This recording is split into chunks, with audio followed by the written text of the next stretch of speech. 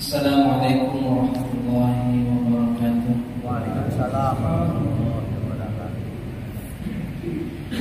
Alhamdulillah, salatu wassalamu ala rasulillah, la hawla wa la quwwata illa billah. Asyhadu an la ilaha illallah wahdahu la syarika lah, wa asyhadu anna Muhammadan abduhu wa rasuluh. Amma ba'du. Jamaah sekalian, alhamdulillah senantiasa kita memuji Allah bersyukur atas segala nikmat yang Allah berikan kepada kita. Kebesarannya yang luar biasa. Setiap kita ditantang oleh Allah Subhanahu wa taala, sekiranya kalian mampu untuk menghitung nikmatku, saya baca Allah. Alhamdulillah kita masih berada di posisi insyaallah sucinya seseorang ketika kemarin sempurna ibadah Ramadannya, dan kita baru saja berlalu dari Ramadan itu belum 1 bulan. Maka kemudian semoga setiap yang kita tapaki di sepanjang Ramadan kemarin akan membawa bekas dan akan terus kita bawa sampai nanti kembali Allah menyumpakan kita dengan Ramadan berikutnya. Atau kalaupun tidak, semoga itu menjadi bekal utama kita kembali kepada Allah Subhanahu wa taala dengan jalan terbaik. Jemaah hadirin rahimakumullah, salawat dan salam kita aturkan pula kepada Rasulullah SAW. Dari beliaulah kemudian kita memahami sesungguhnya betul-betul kita akan kembali kepada Allah Subhanahu wa taala. Maka bekal-bekal itu telah ditunjukkan oleh beliau, bagaimana seharusnya seorang mukmin itu mempersiapkan dirinya untuk nanti mendapati kebahagiaan dunia ini tidak hanya dinikmati dalam kehidupan saja hari ini, tapi sungguh semoga setiap kehidupan yang Allah berikan hari ini menjadi bekal utama yang didapatkan nanti di akhirat Allah Subhanahu wa taala. Jamaah rahimahullah, ini beda rasanya ketika mic-nya ada 2. Dengan yang kemarin harusnya duduk di bawah, hari ini juga kursinya agak tinggi, jadi harus agak ini angkat bahunya juga. Jamaah rahimahullah, semoga ini bagi saya pribadi adalah hari yang pertama untuk dengan cara ini di masjid kita. Semoga selanjutnya bisa dinikmati orang-orang, terutama follower-followernya dari masjid kita, terutama mereka yang mungkin tidak punya kesempatan untuk hadir bersama-sama di pagi hari begini karena kesibukan yang lain di rumah. Semoga bisa melihat di rumah secara langsung, atau mungkin bisa mengulangnya nanti di media kita dari masjid kita. Jamaah rahimahullah, karena baru saja kita melalui Ramadan, maka setiap kita sudah paham betul apa ujung dari ayat perintah ketika kita melaksanakan ibadah di Ramadan kemarin, yang khususnya puasa kita. Perintahnya ada ujungnya di situ, la'allakum tattaqun. Harapan Allah Subhanahu wa taala semoga setiap kita menjadi orang yang takwa. Itu artinya Allah itu punya standar nilai untuk memandang seseorang. Sebagaimana kita juga pahami dalam kehidupan dunia ini, kita melihat barang itu juga ada standar nilainya. Kalau satu barang itu kita bagus, basicnya atau casingnya itu bagus, kemudian ternyata dijual dengan harga murah, kita curiga, ini bukan ori. Sama Pak dalam kehidupan akhirat nanti, dalam kehidupan kita hari ini juga, pandangan Allah pada kita. Orang yang paling baik kata Allah dari pandanganku nanti, yakni ketika Allah sebutkan di surah Al-Hujurat, inna akramakum indallahi atqakum. Standar terbaik dari kalian wahai umat manusia, karena ini seluruhnya ayat itu mencakup seluruh manusia, tidak hanya kemudian orang-orang beriman. Kenapa untuk seluruh manusia? Tidak hanya untuk orang yang beriman, karena peluangnya Allah masih buka. Bagi orang yang hari ini mungkin belum meyakini betul bahwa Rasulullah SAW adalah utusan Allah yang terakhir untuk memberikan keselamatan, memberikan jalan terbaik menuju kembali pada Allah di masa akhirat, masih ada jalan terbukanya. Maka ayat itu tidak diawali dengan ya ayyuhalladzina amanu, ya ayyuhan nas inna khalaqnakum min dzakarin wa unsa, dan sampai akhir itu Allah tutup inna akramakum indallahi atqakum. Makanya kita pahami sampai hari ini di belahan bumi Allah Subhanahu wa taala yang lain ada saja dan banyak orang-orang itu bersyahadat di setiap harinya. Karena peluang itu masih terbuka. Seandainya langsung Allah tutup dengan kalimat Allah awali dengan kalimat ya ayyuhalladzina amanu inna khalaqnakum min dzakarin wa unsa, berarti kesempatan itu mungkin tertutup buat manusia yang lain. Maka Allah tetap membuka. Artinya kita punya peluang juga mengajak orang-orang itu berakidah sebagaimana akidah kita. Jamaah Allah, karena Allah punya standar nilai untuk menilai seseorang baik hari ini apalagi di hadapan Allah Subhanahu wa taala nantinya, maka kita perlu tahu sedikitnya apalagi setelah Ramadan kemarin. Suatu ketika Ali radhiyallahu taala anhu ditanya oleh para sahabat yang lain, "Ya Ali, menurutmu apa kira-kira ciri dari orang-orang bertakwa itu?" Karena kalau kita melihat kategori takwa apa pengertiannya yang secara umum kita pahami dan ijma memberikan penjelasan buat kita, takwa adalah melakukan atau melaksanakan setiap perintah Allah, apapun itu, semua, tidak ada koma dan tidak ada pilihan-pilihannya. Coba dilihat nanti secara langsung kita akan melihat takwa itu melaksanakan perintah Allah tanpa ada yang dipisah-pisah. Tapi dalam kenyataannya pelaksanaan perintah Allah itu banyak yang dipilih, banyak yang dipilih. Lalu kemudian yang berikutnya meninggalkan setiap apa yang menjadi larangan Allah dan Rasulnya. Banyak juga larangan yang dilakukan. Padahal pengertiannya ijma mengatakan bahwasanya melakukan setiap perintah Allah Subhanahu wa taala dan meninggalkan setiap atau semua yang Allah larang. Tapi kenyataannya berbeda dengan pernyataan itu. Jamaah Allah, semoga kita memiliki ciri ini karena cirinya sedikit saja. Kebetulan juga waktunya tidak terlalu banyak. Khawatir lontongnya terlalu dingin. Jamaah Allah, jadi saya kepikiran lontong dulu nih daripada kemudian melanjutkan materi ini. Sebelum kita lanjutkan dengan lontong, ada pertanyaan Pak? Kita awalkan saja pertanyaannya barangkali. Jamaah Allah, Ali radhiyallahu ta'ala menjawab, semoga ini sudah kita hafal, semoga masing-masing kita memiliki, dan harapannya semua dari yang empat ini sudah ada dalam diri kita, tinggal tergantung bagaimana kualitasnya nanti. Yang pertama kata Ali, al-khawfu minal jalil, orang yang takwa itu pada Allah Subhanahu wa taala, yang sudah berusaha maksimal sesuai dengan ilmu yang sudah didapat. Dia memiliki rasa takut pada Allah Subhanahu wa taala, dan rasa takut itu hanya untuk Allah. Takut kalau ternyata ketika amal-amalnya tidak diterima, salah satunya. Dan kemudian di penghujung ayat, penghujung salatnya membaca doa sebagaimana Nabi, Allahumma inna nas'aluka ilman nafi'an wa rizqan thayyiban wa amalan mutaqabbalan. Kalau kita pahami juga sebagaimana ucapan Ali radhiyallahu ta'ala di kesempatan yang lain terkait dengan ini nanti, kata Ali, kanu, jadi para sahabat itu asyaddu ihtimaman li qubulil amal.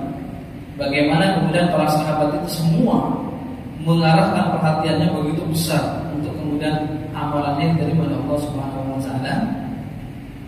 Padahal bisa jadi amal itu kecil, kata beliau. Asyaddu ihtimaman liqulul amal min amali nafsihi. Begitu perhatiannya besar terhadap bagaimana diterimanya amal itu, karena syarat-syarat terimanya amal para sahabat sangat memahaminya. Minimal salah satunya tidak diikuti dengan rasa riya. Hatta sekiranya mereka itu menyingkirkan batu di jalan yang sekiranya menjadi rintangan buat orang yang lewat, bukan amalnya yang kecil itu yang dipikir, Pak. Dipikir adalah bagaimana, ya Allah, amalanku ini kecil, tolong diterima.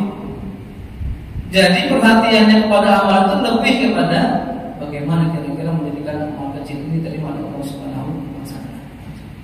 Karena tidak ada yang kecil ketika dilaksanakan, dilakukan itu banyak kali, tidak akan selamanya kecil. Sementara dilaksanakan dengan ketaatan. Demikian pula amal yang besar belum tentu menjadi besar selamanya ketika dirinya dengan hal-hal yang membatalkan. Jamaah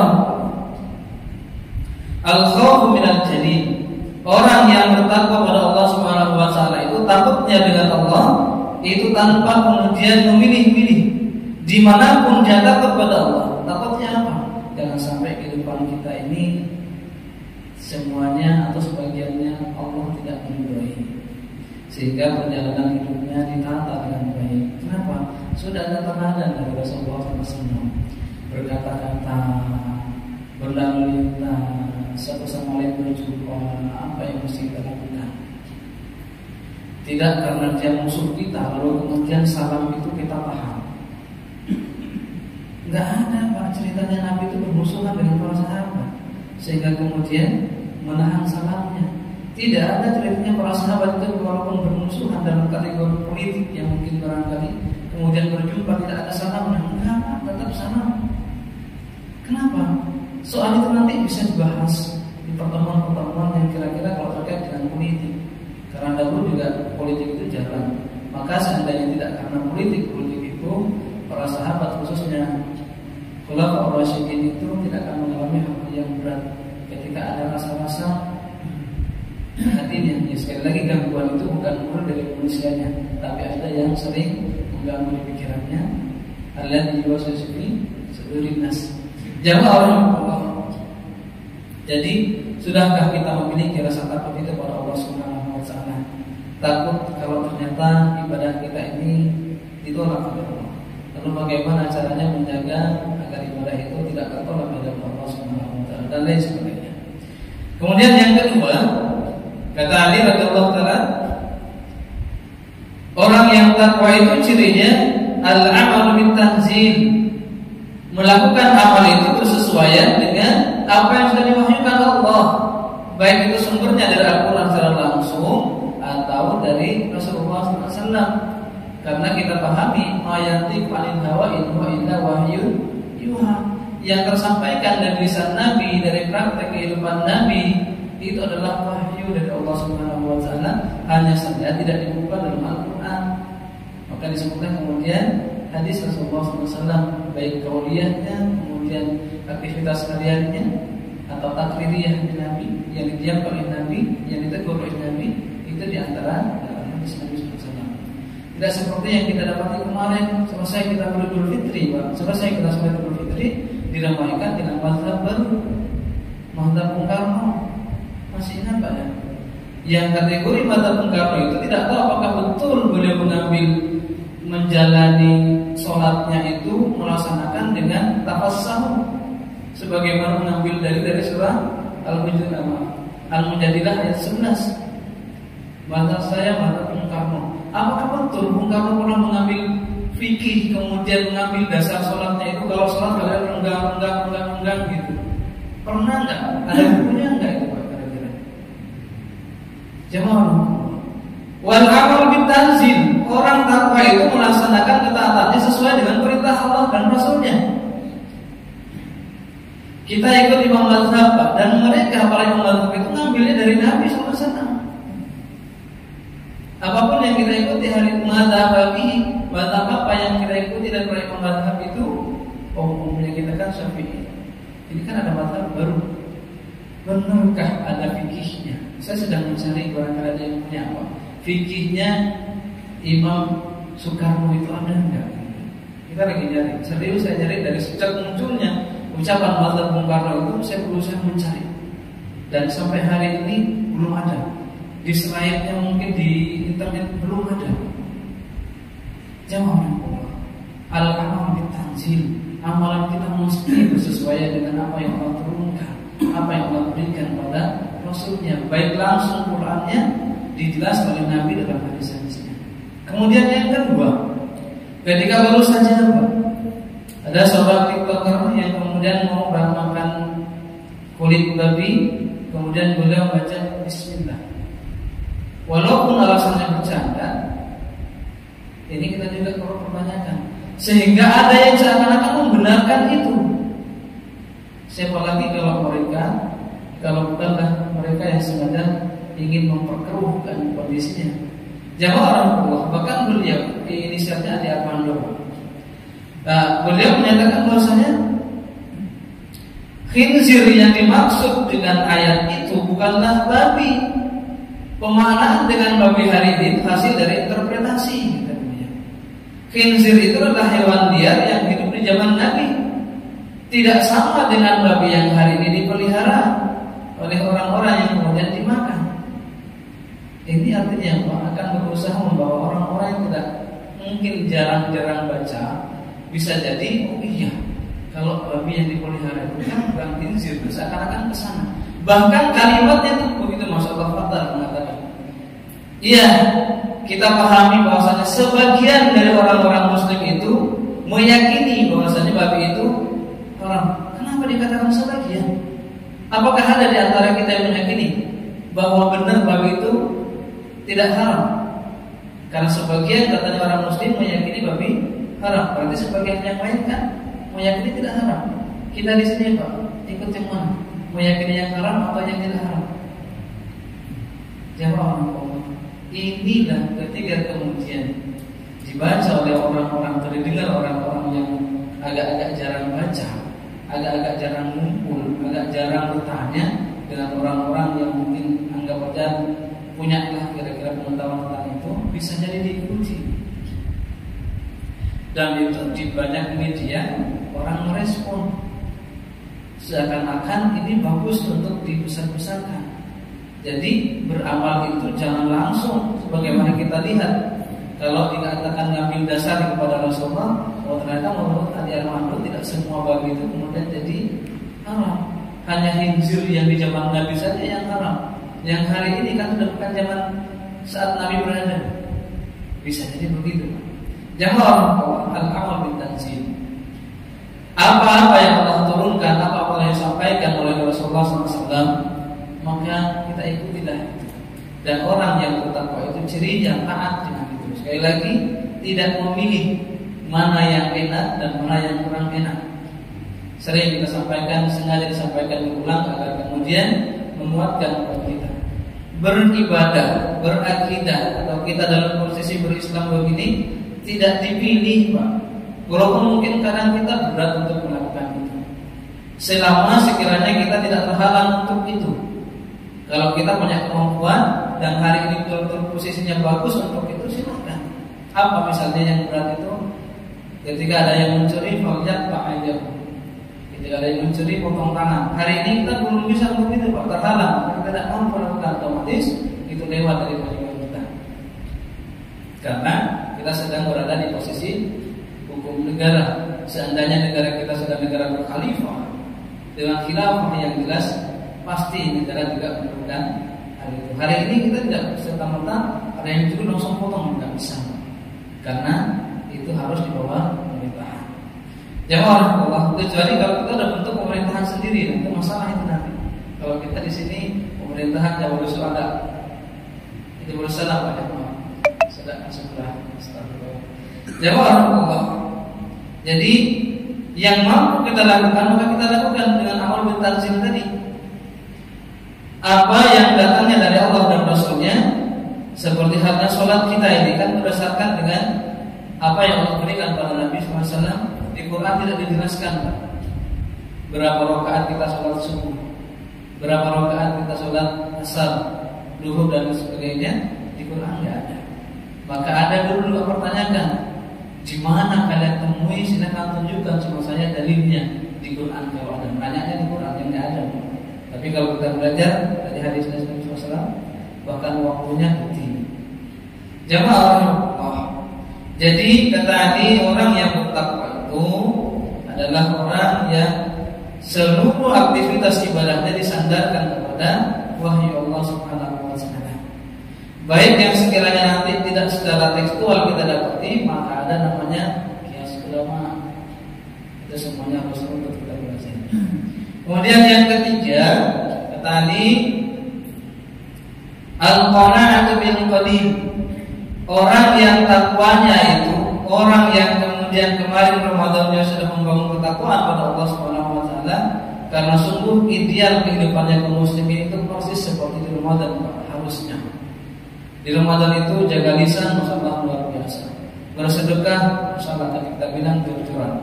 Kemudian ketaatan yang lain yang serta-merta muncul ketika Ramadan. Kenapa? Ingat kesempatannya terbatas.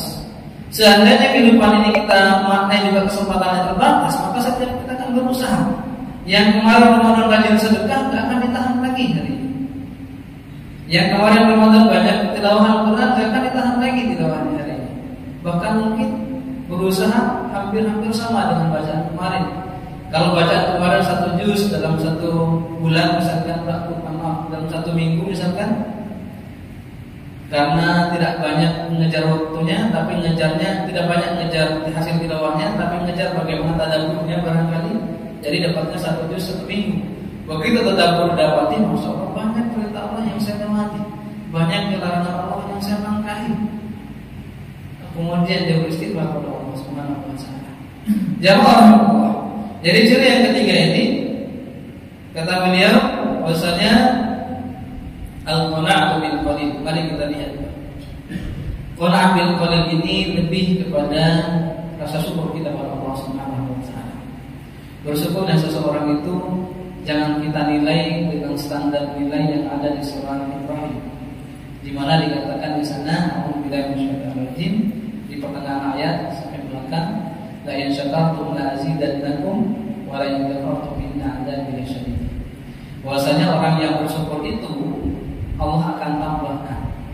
Jangan kita lihat orang yang hari ini kita lihat mungkin ibadahnya banyak, dia kita lihat orang yang bersyukur, lalu kemudian kita rubah pola kita melihatnya, sepertinya dia syukurnya tidak diterima oleh Allah Subhanahu wa taala. Kenapa? Kok belum bertambah yang dia miliki? Karena ayat itu kalau benar syukurnya dan diterima syukurnya oleh Allah, katanya akan ditambah. Jangan melihat orang yang tidak bertambah harta yang dimilikinya kemudian kita anggap tidak diterima syukurnya. Contoh apa? Misalkan seperti kita hari ini punya mobil 1. Dari tahun lalu kita punya mobil 1, padahal rajin sholat, rajin sedekah, berbuat baik seluruhnya kebaikan kita lakukan, dan kita bersyukur pada Allah Subhanahu wa taala setiap harinya, bahkan setiap menitnya. Lalu orang melihat syukur tidak diterima Allah. Kenapa? Buktinya mobil belum bertambah. Kedua, yang punya rumah, kok nggak nambah-nambah rumahnya?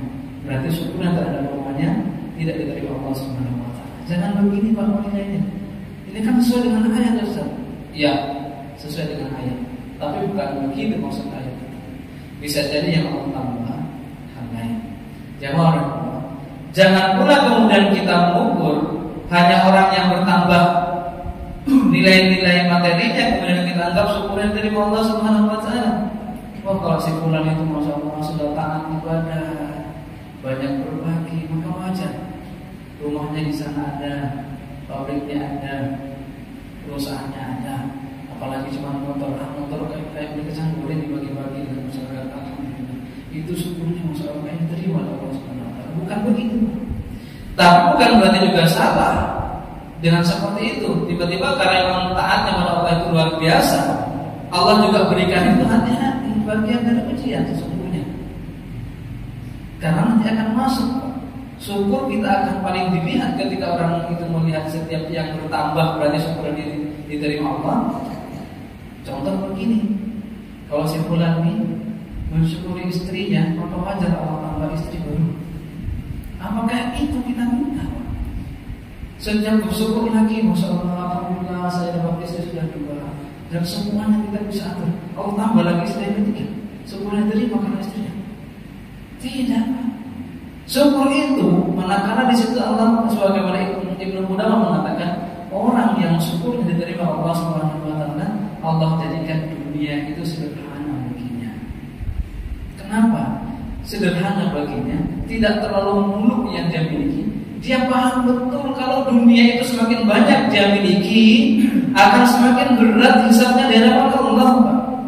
Di sini punya rumah, di sana punya rumah, di sana juga setiap rumah ada istrinya, berat Pak pertanggungjawabannya.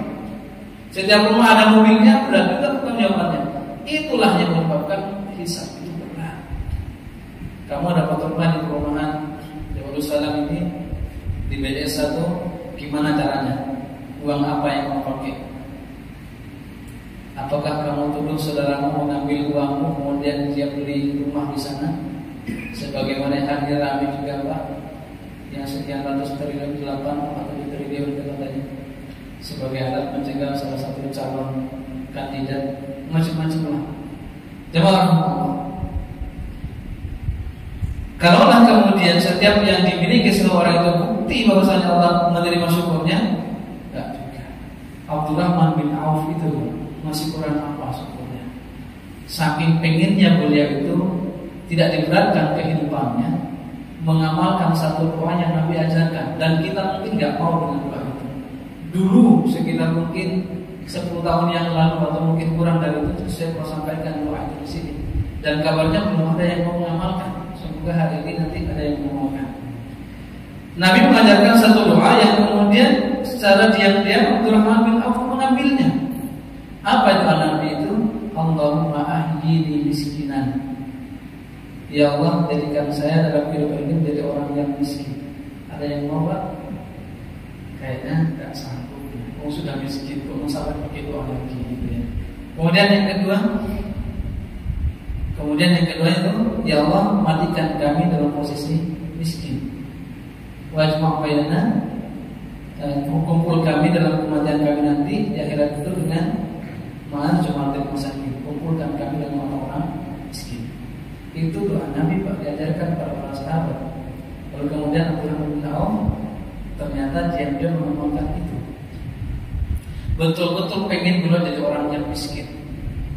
Satu kisah yang dulu pernah sampaikan juga, mudah-mudahan masih ingat, di mana Abdurrahman bin Auf itu saking pengennya miskin, nggak tahu harus dikemanakan uangnya. Kalau disedekahkan, diinfakkan, pasti bertambah. Tidak ada jalan lain untuk miskin itu kecuali satu kesempatan. Ada seorang pedagang yang kemudian hari itu diambang kebangkrutan, di mana kurmanya yang dibeli nggak habis, di posisi stok yang masih banyak. Kemudian karena ingat pengen miskin, Abdurrahman bin Auf yang membeli semua kurma yang busuk itu dibeli. Maka kemudian muncul pandangan seluruh para sahabat yang melihatnya, kamu kalau beli kurma busuk ini bangkrut, nggak akan ada yang mau beli ini. Kata Abdurrahman bin Auf, kalau seperti begini, ya mudah-mudahan saya bisa bangkrut, mudah-mudahan saya bisa miskin. Karena nanti tidak terlalu panjang pertanyaannya dari Allah Subhanahu wa Ta'ala. Ternyata gagal Pak miskinnya. Sekian hari, 1 atau 2 hari berikutnya, ternyata ada utusan dari Yaman, utusan dari Raja Yaman, bahwasanya sang raja itu butuh obat, yang obat ini hanya didapat dari kurma yang busuk. Tidak ada jalan lain orang menunjukkan Abdurrahman bin Auf yang punya kurma busuk, hanya beliau yang mau beli kurma busuk. Masya Allah. Harga yang kemarin anggapannya mungkin 1 juta per kilonya dibeli 10 kali lipat. Yang penting semua kurma busuk itu juga bisa dibawa ke Yaman. Nangis Pak Abdurrahman bin Auf, ya Allah, gagal saya miskin ya. Padahal sudah berdoa, sudah berikhtiar untuk jadi miskin. Kita Pak sudah berdoa jadi kaya, pengen kaya, berusaha menjadi kaya, belum juga kaya. Menurut kita kenapa? Kurang terus. Dunia tidak jadi sederhana. Padahal orang yang syukur dan diterima, kata Imam Ibnu Qudamah, orang yang syukur dan diterima Allah Subhanahu wa Ta'ala, dunia dalam pandangannya sederhana. Kenapa? Takut hisabnya nanti. Saking begitunya Abdurrahman bin Auf itu, satu kisah berikutnya. Hatta Abdurrahman bin Auf itu posisi buang air besar, itu sudah untung dari perniagaannya. Satu ketika pulang dari Syam, sebelum masuk pintu masuk kota Mekah, dan di luar itu ada pintu masuknya, istirahat dulu karena nggak tahan dibawa pulang, sakit perutnya. Kemudian barang-barang yang dibawa oleh untanya diistirahatkan oleh situ sebelum masuk kota Mekah. Beliau ini minggir sebentar untuk buang hajat. Posisi buang hajat beliau, kemudian ada orang yang keluar dari kota Mekah itu melihat, wah ini barangnya Abdurrahman bin Auf, ini kemana orangnya nggak kelihatan? Oh mungkin buang hajat. Ada barang yang orang ini tertarik dan dia suka, bagusnya barang ini. Abdurrahman, aku beli barangmu ya, aku tawar harga segini. Nggak ada suara. Oh mungkin belum cocok. Kunaikkan ya, anggapannya harganya 10.000 gitu. Kunaikkan Abdurrahman jadi 30.000 ya, belum bersuara. Orang buang hajat kan nggak boleh bersuara. Kenapa ketika posisi anggapannya naik sudah 50.000 naiknya, ada suara gitu. Oh iya, sepakat berarti dia akan 50.000. Hatta buang hajat saja sudah untung, Pak. Belum masuk gitu tuh. sudah untung 50.000 dari harga awal. Jamaah, betul-betul Abdurrahman bin Auf itu kebalik doanya. Yang setiap bermohon minta dimiskinkan, malah Allah naikkan. Kita bisa jadi harus pakai doa ini, Pak. Kalau setiap minta kaya, ternyata terbalik. Apa mau coba? Barangkali setelah mengamalkan doa itu nanti Allah balik juga. Ya Allah, hayyi miskinan. Ya Allah, hidupkan aku jadi orang miskin. Karena saat ini sudah miskin, ya Allah, mungkin dengan ini kau balik itu artinya. Ini perlu dicoba, barangkali siapa tahu. Abdurrahman bin Auf jelas-jelas sahabat yang betul minta termiskinkan, enggak miskin-miskin. Hanya saja beliau masih belum agak masuk ke dunia modern, sehingga tidak seperti Utsman bin Affan yang rekeningnya sampai hari ini masih berisi terus. Beliau belum ada yang buatkan rekening amal, rekening dari hartanya sehingga berjalan sampai hari ini. Sehingga ketika beliau pergi berselang tidak terlalu lama, kemudian harta beliau itu juga ikutan habis. Kalau Utsman bin Affan kan masih berjalan sampai hari ini. Hartanya baik berupa hotel dan apa-apa yang bisa diusahakan melalui Kementerian harta benda di Saudi. Jawab Allah. Jadi yang ketiga, cirinya orang yang bertakwa itu kata Ali radhiyallahu taala anhu, qana'atu bil qalil.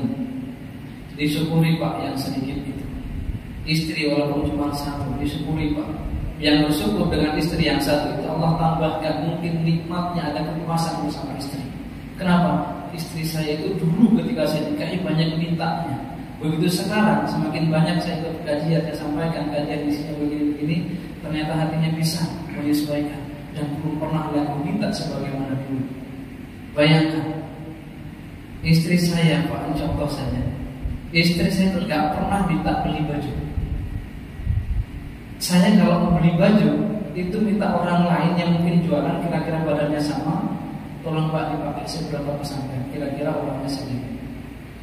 Itu Pak, saya yang beli, istri gak pernah minta beli baju. Paling kalau mau minta itu kadang kalau malam, jangan kemana-mana dulu Pak. Malam itu biasanya habis bisa Mas, iya. Ada dalam baik-baiknya. Oh kita coba kita cari. Jadi jangan kira minta yang lain dulu Pak ya. Jadi mintanya malam itu minta biasanya atau apa yang kira-kira cemilan malam. Jawab. Kalau kita dapati itu, saya dulu ketika dapati beliau karena secara tidak sengaja waktu kuliah itu dapat sama teman. Ini temanku kerja di sini. Begitu 2 hari kenal, bapaknya datang ke tempat kita kos. Ini bapak ngapain? Saya bapaknya si ini. Mas bisa ke rumah enggak? Nah ini Pak praktek yang kita dapatkan. Oh bapak rumahnya di mana? Bisa. Saya nggak paham ngapain kita. Nah lanjutkan kemudian begitu. Sampai hari ini kita dapat istri itu belum pernah minta baju apa-apa, nggak pernah minta. Kita lah yang harus peka. Dan saya bersyukur dengan itu. Apalagi nggak ada untuk dituruti sekiranya minta ini itu. Jawab Allah. Itu contoh kecil. Semoga kita mendapati keluarga kita mungkin sesuai dengan yang menjadi selera kita standarkan bagaimana Allah dan Rasulnya menilai. Jawab Allah. Yakni yang ketiga tadi qana'atu bil qalil. Kalau kita kemana-mana baru mungkin mampunya pakai motor saja. Tidak usah pengen naik level pakai mobil.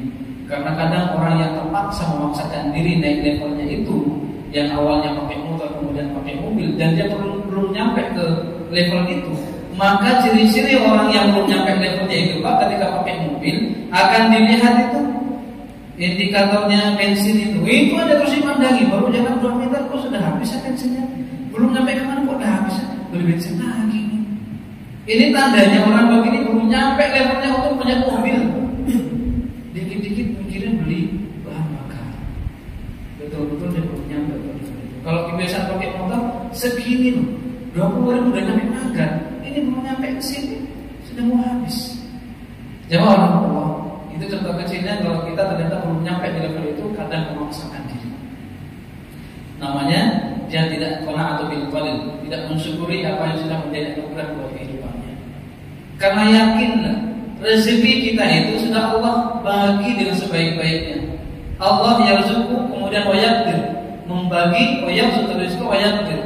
Allah sudah membagi rezeki setiap kita itu tidak akan pernah tertukar kata orang. dicari atau tidak, kata Imam Malik dan Imam Syafi'i, akan dapat.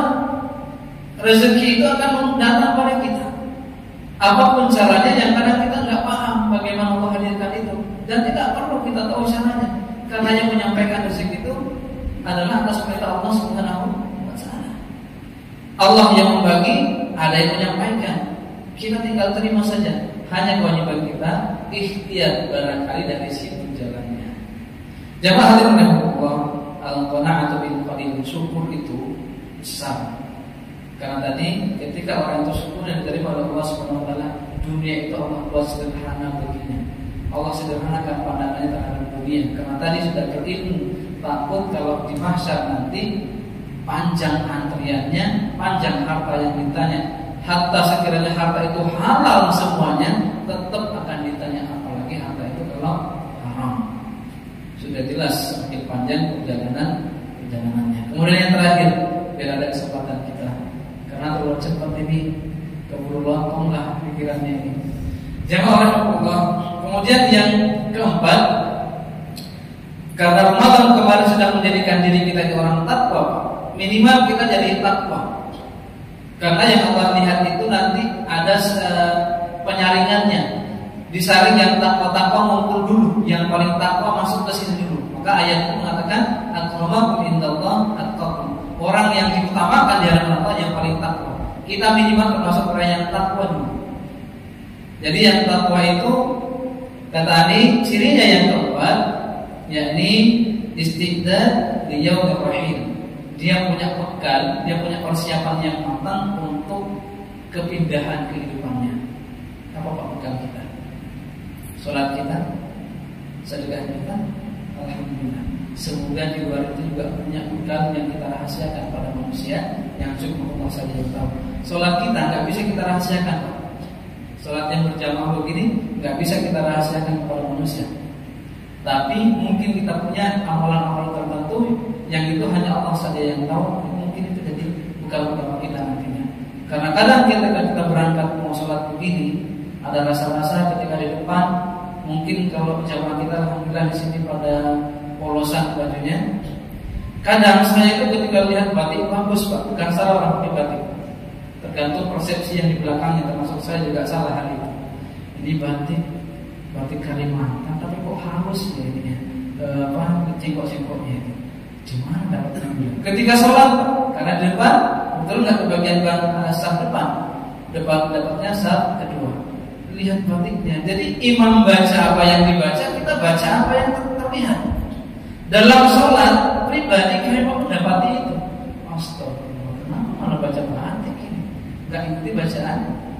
Artinya sholat kita sudah tidak bisa dirahasiakan dengan manusia, kemudian sering juga terkurangi nilainya, atau istilahnya itu bocor.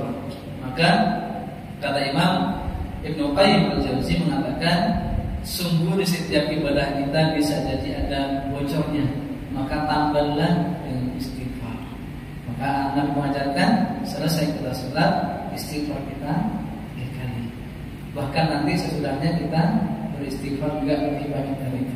Nah, cara untuk menjaga agar setiap ibadah kita itu walaupun tidak sempurna, kira-kira menjadi nilai untuk diterima oleh Allah Subhanahu wa Ta'ala, salah satunya kata Ibnu Mas'ud mengatakan, sekiranya dalam puasa kalian, dalam ibadah kalian yang lain ada cacatnya, maka farqi'uhu bil istighfar, tambah dengan istighfar. Sampai kemudian berikutnya dikatakan, siapa yang mampu menghadirkan puasa atau ibadah yang lainnya dengan tambalan-tambalan itu, falyati, maka hadirkan saja, walaupun tidak mulus sebelum dari awal, nggak apa-apa, tambah dengan istighfar. Karena istighfar itu dahsyat. Dengan itulah kemudian Allah mengambil kembali. Maka itu termasuk di antara dosa yang kita lakukan saat ibadah. Lihat surah Muhammad ayat 19. Fa'lam annahu la ilaha illallah wastaghfir li dzambika. Ketahuilah bahwasanya tidak ilah selain Allah, maka perbanyaklah istighfar kamu terhadap dosa-dosamu, kata Allah Subhanahu wa Ta'ala. Di sini juga hadir perintah kita mau memintakan ampun saudara kita yang lain. Fastaghfir li dzambika walil mu'minina wal mu'minat. Mintakan juga ampun untuk saudara-saudaramu, jangan hanya menyelamatkan diri sendiri. Begitu kira-kira. Jadi caranya salah satunya, karena itu sudah habis Pak, jadi cukup istri dulu. Padahal itu masih panjang. Ada cara merawat bagaimana ketakwaan Ramadan itu kita jaga sampai terus. Cara-caranya minimal ada 4. Tapi karena nggak sampai, alhamdulillah usaha lebih cepat lebih baik. Kita tidak juga langsung melaksanakan sholat suruh Pak ya, karena minimal kita menunggu sedikit saja. Kalau yang sakral itu kita nunggu sampai ada 90 menit agak lebihnya. Kita nunggu mungkin sekitar 5 menit lah lewat dari masuknya usaha suruh biar sedikit naik ke matahari. Baik, barangkali ada yang bisa di-sharingkan.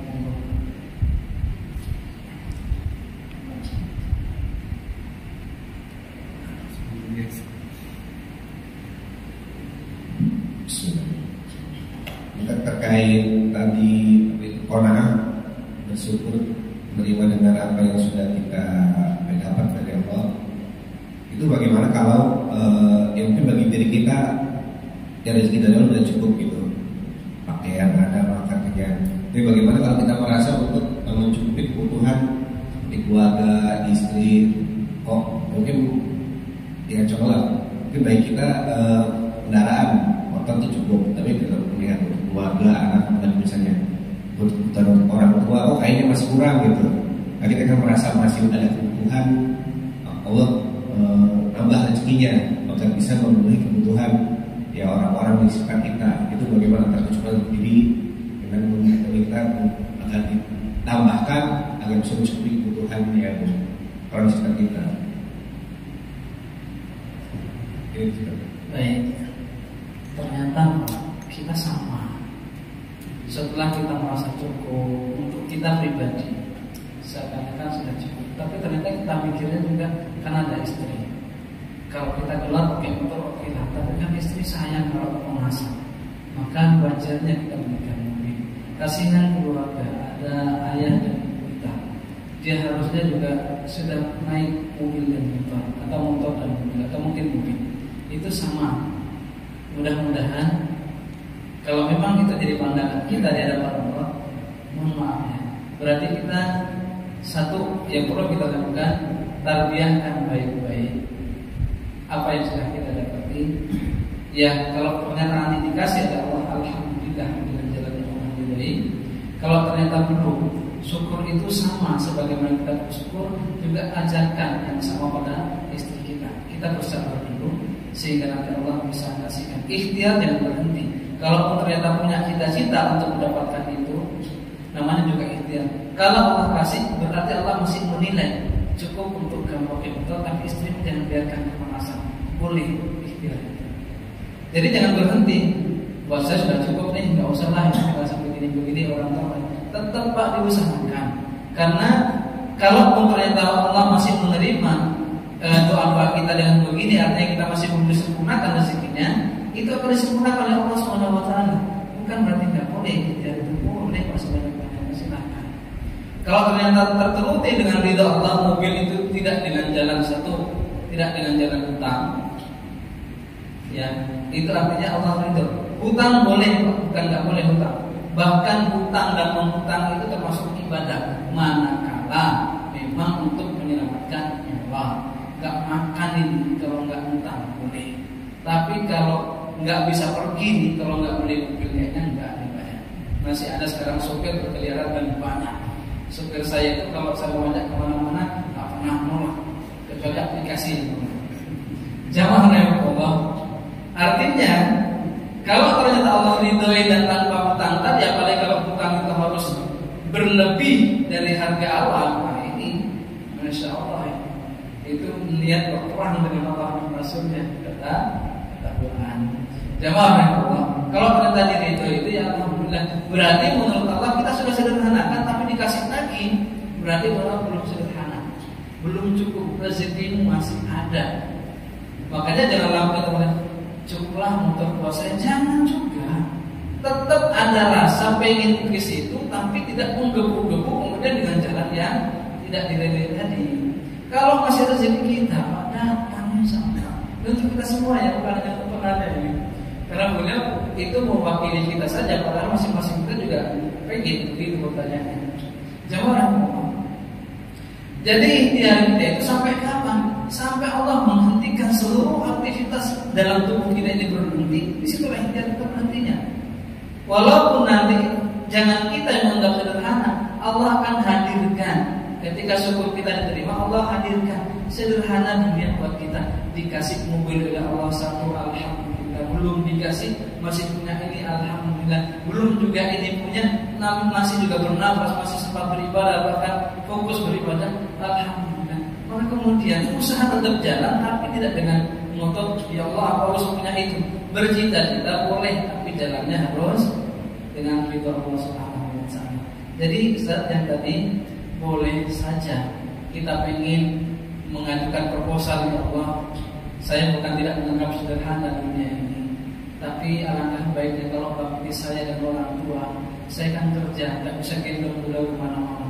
Kan kalau saya gendong dengan mobil, karena ayah masih bisa bawa, atau mungkin ibu juga bisa sendiri bawa, atau nanti saya carikan sopir.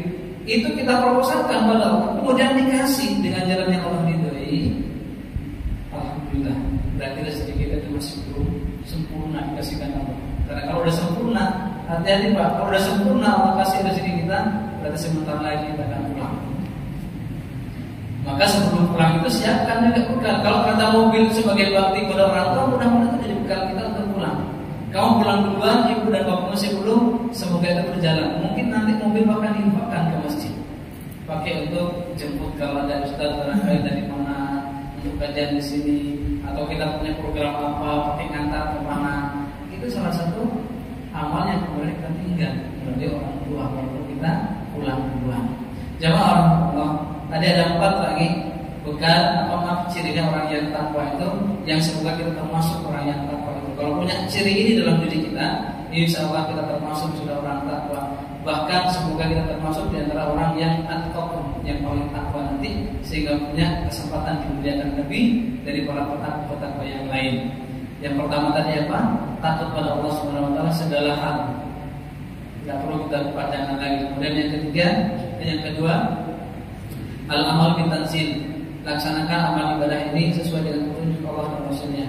Yang ketiga, qana'atu bil qalil, qanaah kita, rasa syukur kita bangun sebaik-baiknya kepada Allah Subhanahu wa taala. Lalu yang keempat, persiapkan bekal kalau kita paham betul akan pulang. Jawab Allah sudah lebih niatnya suruh pulang sudah lebih dari suruh, mudah-mudahan kita laksanakan sholat suruh. Untuk pertanyaannya tadi, tetap berusaha, jangan kita yang menganggap sederhana dunia itu. Tapi kalau ternyata Allah hadirkan menganggap sederhana dunia, tapi ada juga proposal yang belum selesai, silakan diajukan kepada Allah Subhanahu wa taala. Kalau diridhoi segera dikasih, maka syukuri. Kalau tidak segera dikasih, maka cukup bersabar. Artinya Allah sudah mungkin mulai menganggap sudahlah cukup buat kita ini. Walaupun niat kita untuk orang tua juga besar, hajat kita untuk memberikan pada istri juga begitu cintanya, kita ingin mewujudkan cinta dengan cara itu, ternyata belum terwujud, bisa berubah. Adalah Allah yang majmu'in, karena waktunya belum ini, coba sampai 6:30 mungkin masih ada lagi jawabannya. Dan sebenarnya tadi ciri cara merawat takwa Ramadan tadi belum tersempurnakan. Semoga nanti di kesempatan lain, mungkin bukan kami, bisa jadi teman-teman yang lain bisa menyempurnakan barangkali bersesuaian. Mohon maaf atas segala hilang dan kurangnya. Kita tutup. Subhanakallahumma wa bihamdika, asyhadu an la ilaha illa anta, astaghfiruka wa atubu ilaik. Mohon maaf atas segala hilang dan kurangnya. Assalamualaikum warahmatullahi wabarakatuh.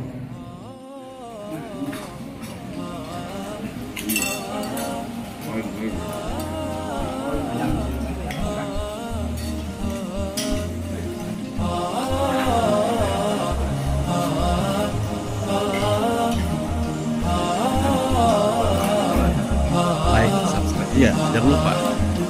Kita tunggu speednya, ya kita balas. Kita balas dengan double speed.